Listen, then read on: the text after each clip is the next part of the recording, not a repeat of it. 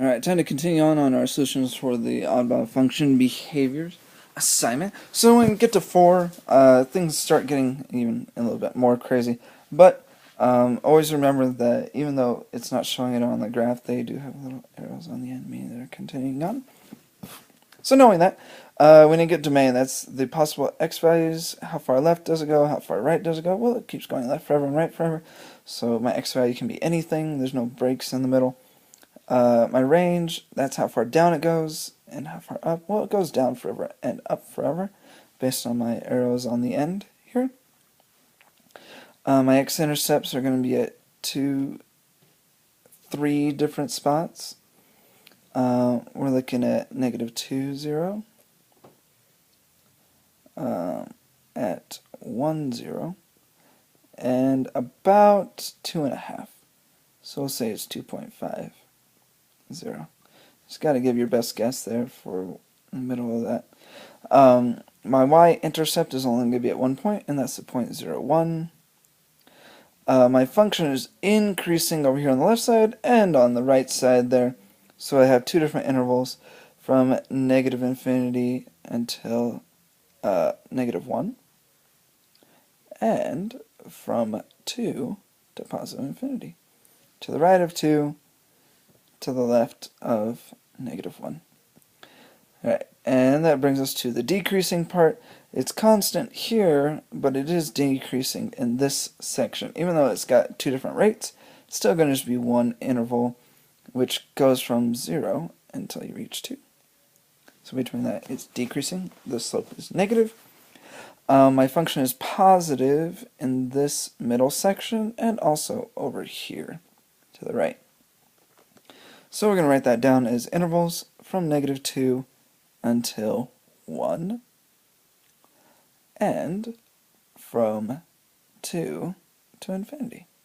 I mean, that's about 2.5.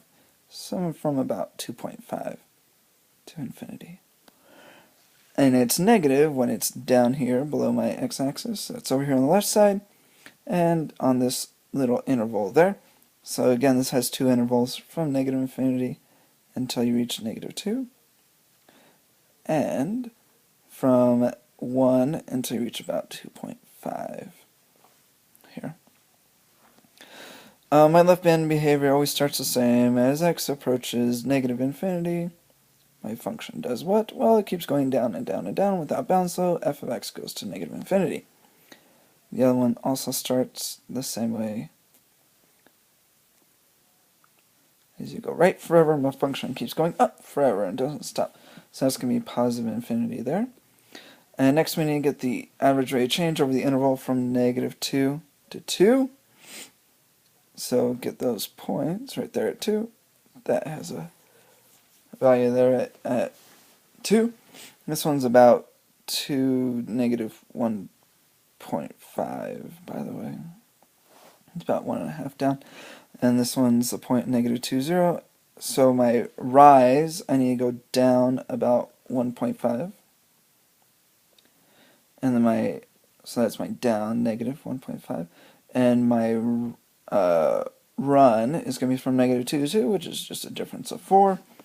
If you want to get rid of that decimal, you just double the top and bottom, which is going to give you -3/8 for my average rate of change.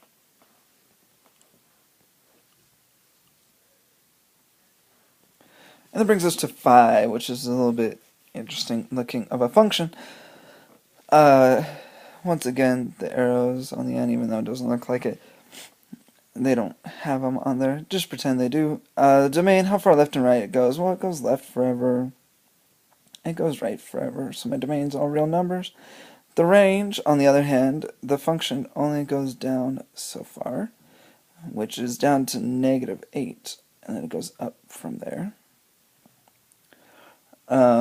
My x-intercepts are going to be a little bit different, because these tick marks are not one whole number, they're part of a number. It's got 4. 1, 2, 3, 4. I'm just going to list all of them. This one here is looking about -2.4. Each tick mark is 0.2. My next one is going to be at -0.5. 0.4, 0. And the next one is at positive 0.4. Yeah, they're going to be mirror images of each other. This function is quite symmetric over that y-axis.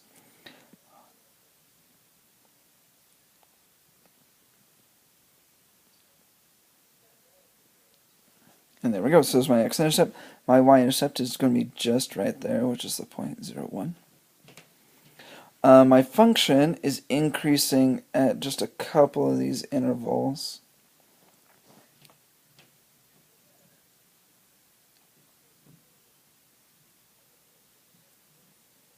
Sheesh. I think I could draw a line that goes through this point. So right there to here, and from here to the right forever. So those are kind of my intervals there.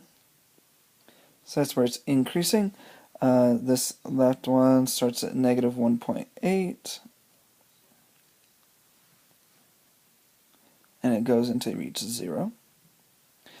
And it's increasing from about positive 1.8 until you go to infinity.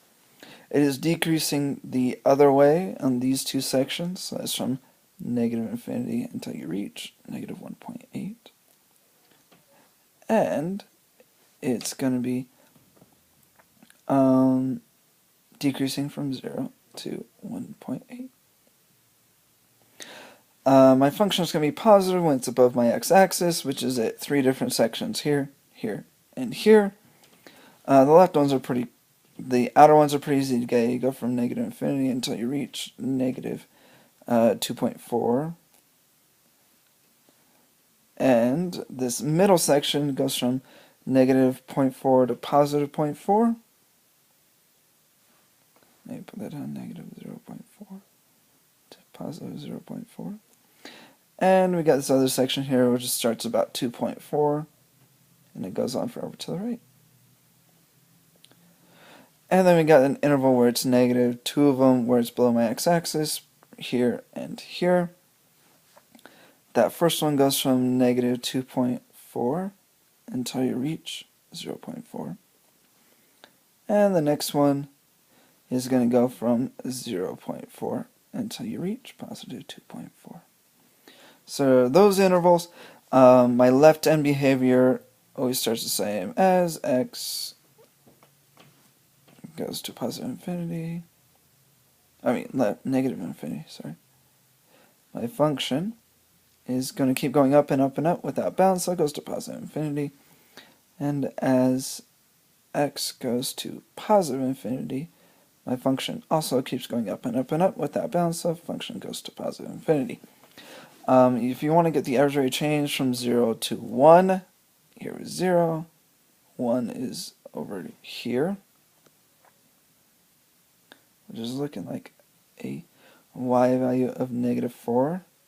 So we're looking at the point 1, negative 4, and then the point 0, 1. So that the rise is going to be down 5, so negative 5, and the run is just going to be 1, so it's negative 5 over 1, or just negative 5, and that's my arbitrary change. And then that brings us to 6. So on 6, actually, yeah, we're going to do 6 on this one. Okay, this one's actually a lot simpler than the last one. Because my domain, it goes left and right forever from negative infinity to infinity. The up and down is not from negative infinity to infinity. It doesn't even have infinities in it.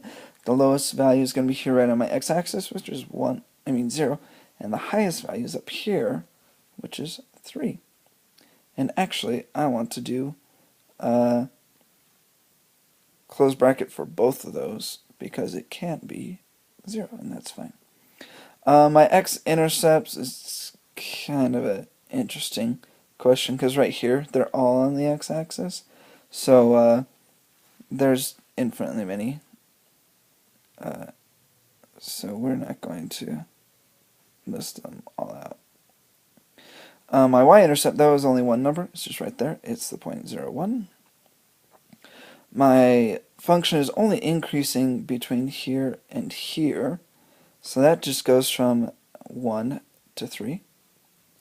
It is decreasing only from here to here, so that's from 3 to 6. It is positive everywhere until you reach 6, so from negative infinity to 6. It is negative nowhere, so you can just put none for that.